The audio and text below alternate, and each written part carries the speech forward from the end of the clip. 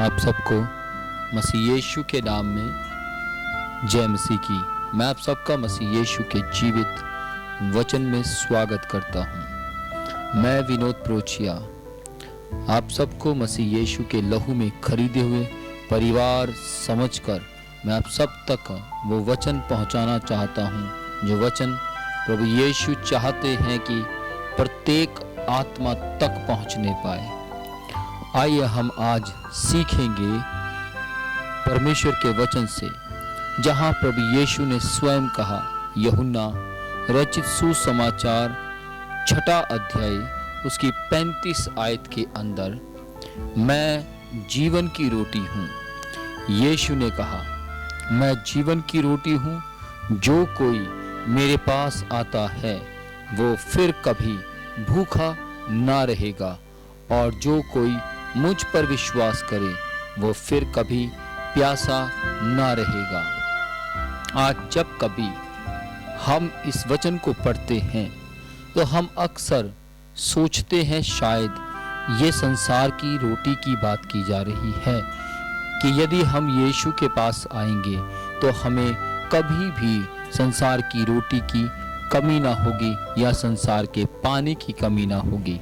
लेकिन मैं आज आपको बताना चाहता हूँ, प्रभु यीशु यहाँ पर सांसारिक या भौतिक वस्तुओं की बातचीत नहीं कर रहे, परंतु वो तो यहाँ पर आत्मिक रोटी की बात कर रहे हैं। आत्मिक रोटी और आत्मिक पानी के विषय में बात कर रहा था प्रभु यीशु, जिसकी आवश्यकता हर व्यक्ति को होती है। आत्मिक संतुष्टि और भरपूर मात्रा में पूरी कर सके। वो कौन है? वो जीवन की रोटी है जो आपकी आत्मिक भरपूरी को अधिक मात्रा में पूरी कर सकती है। यदि शारीरिक रूप से अच्छा भोजन खाएंगे तो हम तृप्त और भरपूर रहेंगे, लेकिन अगर हम ज्यादा समय तक कुछ नहीं खाएंगे तो हम भूखे और थके हुए रहेंगे या फिर हमें कमजोरी महसूस होगी। ठीक उसी प्रकार हमारे आत्मिक जीवन के लिए भी सच्ची रोटी है। अगर हम परमेश्वर की आत्मिक रोटी और पानी नहीं पीते तो हम अपनी आत्मा में भूखे ही मर सकते हैं या भूखे ही मरे रह सकते हैं। यदि हम वह रोटी व वह पानी लेते हैं जो यीशु ने हमें देने का वायदा किया है, जो कि जिस रोटी की बातचीत प्रभु यीशु हमसे करते हैं, हम सब सच्चा आत्मिक जीवन और आशीषित प्राप्त किया हुआ जीवन जी सकते हैं। लेकिन इस जीवन को जीने के लिए हमें मसीह यीशु के पीछे चलना होगा, मसीह यीशु के वचनों के मुताबिक जीवन जीना होगा। हमें मसीह यीशु की आज्ञाओं के मुताबिक इस दुनिया में जीवन जीना होगा। जैसे कि आप और मैं सब जानते हैं कि इस संसार के अंदर लोग बाजरे की रोटी की या फिर लोग मक्की की रोटी की या फिर लोग कनक की रोटी की बहुत ज़्यादा खोज करते हैं और उसके खाने के लिए दिन और रात मेहनत भी करते हैं। परंतु मैं आज आप सबसे बताना चाहता हूँ, यदि हम अपनी आत्मा की भूख मिटाना चाहेंगे या फिर हम आत्मिक प्यास को मिटाना चाहेंगे तो हम अपने आत्मा को जीवित अपने परमेश्वर के बनाए हुए स्वर्ग के अंदर देखने पाएंगे।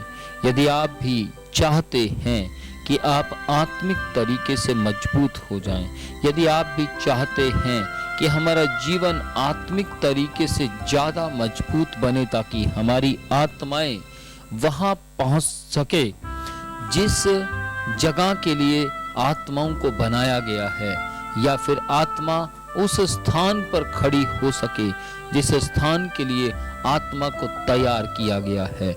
यदि आप ये चाहते हैं तो आपको एकमात्र यीशु मसीह के नाम पर विश्वास करना अनिवार्य है। आपको जानना जरूरी है कि प्रभु यीशु आपके जीवन के द्वारा क्या चाहते हैं, प्रभु यीशु आपके जीवन पर क्या प्रकट करना चाहते हैं।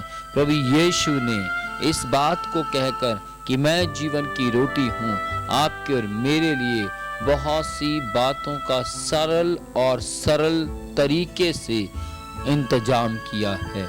इसलिए हम क्यों ना अपने जीवन के अंदर परमेश्वर की इस जीवन की रोटी को, जिसका नाम वचन है, क्यों ना हम इससे अपने आप को भर लें, क्यों ना हम इस रोटी से अपनी भूख को मिटाएं। आइए हम प्रार्थना करें। आज सोचिए, क्या आप भी जीवन की रोटी की तलाश में हैं? क्या आपको भी आत्मा की भूख को मिटाना है?